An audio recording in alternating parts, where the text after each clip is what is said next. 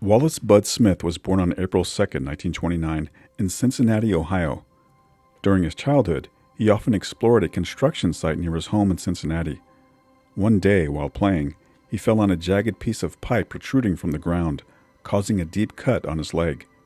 According to Bud, his family didn't go to doctors much, so his mother treated the wound at home by wrapping it tightly to stop the bleeding. Despite her efforts, the accident left Bud with a long, unsightly scar on his right leg. At the age of 12, Bud joined the 9th Street Newsboys Club, where he began boxing. He also excelled in track and football in high school, earning praise in newspapers as a fast 125-pound halfback, now nicknamed Preach. He was voted the best athlete in his graduating class.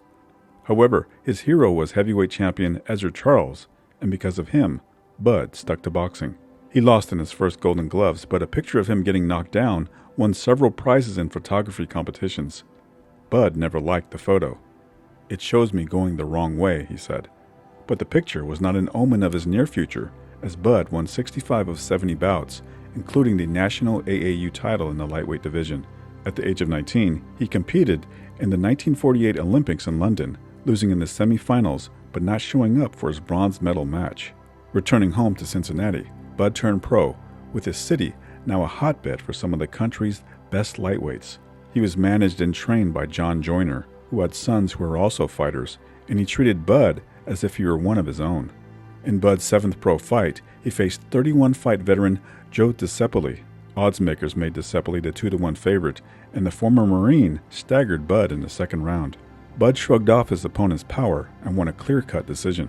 In October of 1949, Bud experienced his first loss against another Cincinnati fighter, Paulie Brooks. Brooks was a last-minute substitute, and his managers negotiated the fight down to 10 two-minute rounds due to the late notice. Brooks won the decision, but 2 months later, Bud knocked him out in 4 rounds in a rematch. With these victories, Bud entered the world rankings for the first time at number 8. In March of 1950, Bud faced the vastly more experienced Jimmy Carter, who outclassed him over 10 rounds.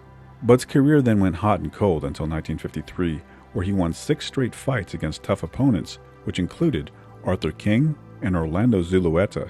Now in line for a title shot, Bud encountered managerial issues. He parted ways with Joyner on bitter terms and signed with racketeer Melvin Clark. This partnership was short-lived as Clark had legal problems and was later murdered. Bud was then managed by Vic Marcio, another ex-convict with connections in the East Coast mob. Now the number 1 contender to face lightweight champion Jimmy Carter, Bud couldn't get his shot, as Marcio was blacklisted by the International Boxing Club that controlled the title. Manager Marcio then made a surprising decision, moving Bud up a weight class to face welterweight slugger Joe Maselli. Joe Maselli in black trunks is a hard-punching welterweight, taking on a high-ranking lightweight, Bud Smith.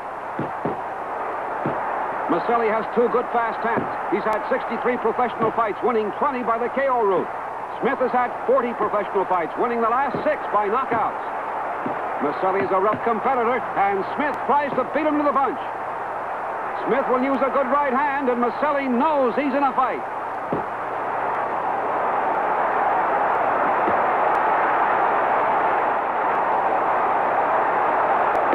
Now the action picks up again as Maselli at long range hits Smith with a little time left.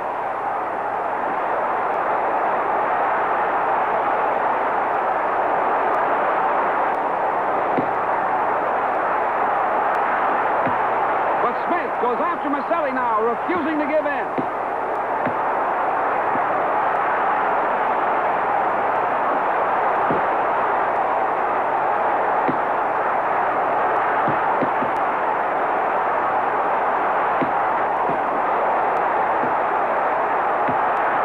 Smith stays after Joe Maselli. Now Maselli is hurt, and let's go with a bombing left hook. Smith is down.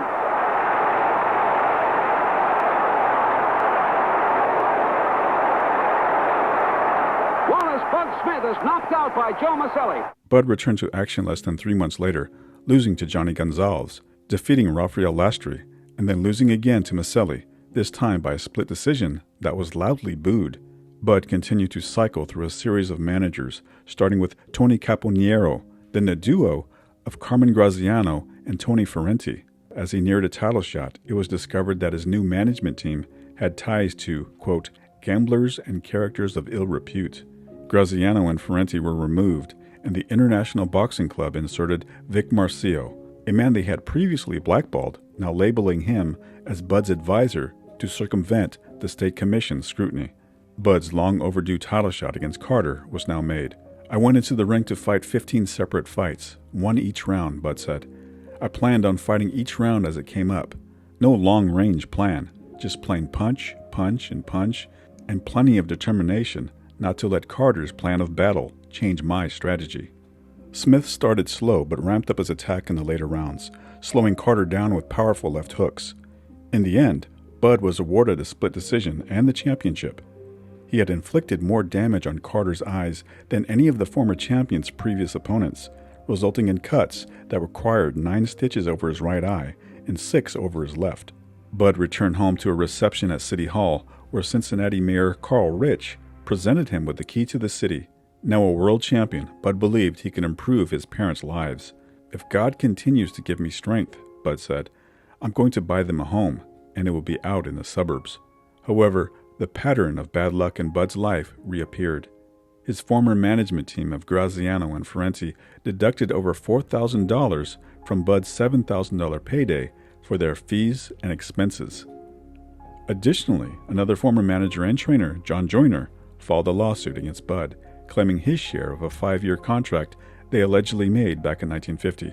To worsen matters, Bud's wife left him less than a month after he won the title from Carter, taking their 3 daughters with her. Bud had a rematch with Carter 4 months later, amid suspicions that it was a strategy for the International Boxing Club for Carter to lose the title and then regain it in a following rematch. The fight saw a role reversal from their first title encounter. Bud took the early lead, but this time it was Carter who finished strong. Despite some adventures in arithmetic by one of the judges, all scorecards favored Bud. The third judge, Joe Blink, first announced that he had the fight scored a draw. He added his scores up again and declared the fight for Carter. He then recalculated a third time and proclaimed Bud as his winner. After the fight, Bud celebrated by eating a pint of ice cream in his dressing room. But the good times were once again short-lived. Just 2 days after the fight, Bud was in a car accident, ironically colliding with a Brinks armored truck full of money. Bud was found at fault and fined. His management team then arranged bouts for Bud, still a lightweight champion, to rise in weight and take on welterweights Larry Boardman and Tony DeMarco. Bud lost the decision to Boardman and then suffered a brutal 9th-round stoppage against DeMarco. Less than 2 months later, he was nearly shut out over 10 rounds by Joe Old Bones Brown in a non-title fight. Bud's manager at the time, Adolph Ritaco, made another puzzling decision, allowing Bud to accept a rematch against Brown in the challenger's hometown of New Orleans. The fight was to be officiated by hometown referees and judges, with Bud's title on the line. The bout was a dull affair until the 14th round. Smith was floored twice in the round, and the bell sounded as the count reached 9. The decision, labeled hometown by Smith's manager Ritaco, was split in favor of Brown. 4 months later, Bud had a rematch with Brown, but fought sluggishly and could not answer the bell for the 11th round. Around the same time, his wife finalized their divorce, winning custody of their 3 children and successfully suing him for support. Betty Smith charged Bud with gross neglect, stating in court that he was, quote, cruel, jealous, and never did provide a home for us. This marked the beginning of a slow, spiritual death for Bud. He fought until April of 1958, ultimately losing 11 fights in a row until he was suspended by the National Boxing Association, who wanted to protect the boxer from himself. I'm a dead man, Bud said after his final ring defeat. All the time I touch myself to see if I'm alive. When asked why he didn't retire, Bud replied, when you got money, you retire. When you're broke, you just quit. I think I'll just quit. After his boxing career ended, Bud worked with youth at the Avondale Community Center before suffering long stretches of unemployment. He returned home to live with his mother and was occasionally arrested, mostly for shooting dice. On the morning of July 10, 1973, Bud was walking down the street when he witnessed a man named John Lamar accosting a woman named Dolores Watts. They were both heading toward their separate cars, and Bud approached Dolores. He then saw Lamar drive alongside them and point his gun at the woman. Bud intervened, telling Dolores to lie down on the front seat. He tried to grab the gun from Lamar, but the man fired at Bud's head, killing him instantly. Lamar was sentenced to 20 years in prison for first-degree manslaughter after waiving his right to a jury trial. Bud was survived by his 3 daughters, sister, and mother. I look into the mirror and I try to think back what it was like, Bud said. I can't believe I was ever champion. But it's in the history books. I guess I got that. 800 years from now, when they've forgotten this fight and the others I've had lately, there it'll be right there in the history books. Bud Smith, champion.